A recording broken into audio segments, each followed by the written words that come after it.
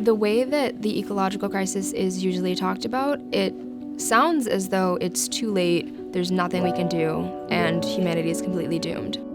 As a young person, that was obviously very jarring for me, that there was no point in planning for a future because we wouldn't have one. I started looking for solutions. We're not waiting around for the system to give us the tools we need. We are ready to take that for ourselves. Advancements, or I'm not saying that we should make these advancements without a consideration of the people that they would impact. Is that clear? But we have 4 minutes still. Do you have any questions first? I came to environmentalism from a social justice background. I was a really passionate teenager, and I realized that this is really the one movement that can encapsulate them all. There's no human rights on a dead planet. I started teaching, I started writing these curriculums because I was trying to invent the education that I wasn't getting. I feel like I built a community of students around me where all of us were pushing away from the doomsday, understanding how bad the problem is narrative that our professors were pushing and moving towards what are these actionable solutions. We're looking at a population of 10 billion by 2050. Where are we going to put those people? How do we feed them? How do we organize these systems? So collectively, we're all working towards the mindset of being organized, being flexible, being resilient. The reason this course is so popular is because it's a solutions-oriented, action-focused environmental justice curriculum. It's a vision for what a better world could look like. It's hopeful, and we are constantly connecting students with fights and initiatives in our community so that they can get involved.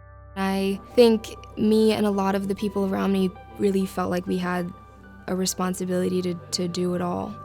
You see a lot of burnout in youth climate activism. It's definitely not sustainable, and there needs to be more support from older generations. It needs to be intergenerational collaboration. If the kids have all this energy and they're building all this stuff, well, you guys have the money and the exposure and the media control. There needs to be more collaboration.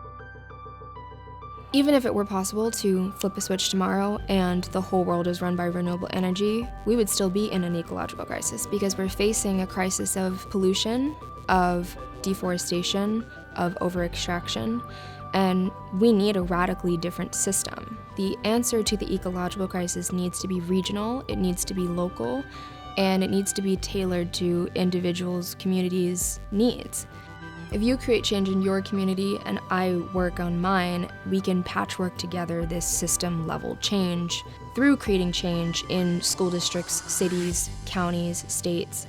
You don't have to go and lobby Congress in order to be an effective climate activist.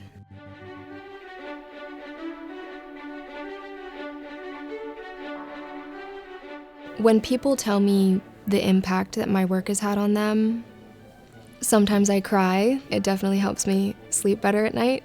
Knowing that I've put something in motion that can't be stopped, that all of these people have this framework now for what a better world could look like, and they've all decided to take it upon themselves to actively enact that, and that there's nothing I could do to stop them at this point. I believe that there is a way to ensure that the next generation is equipped to survive and adapt in a climate-changed world. And that's what we're building here.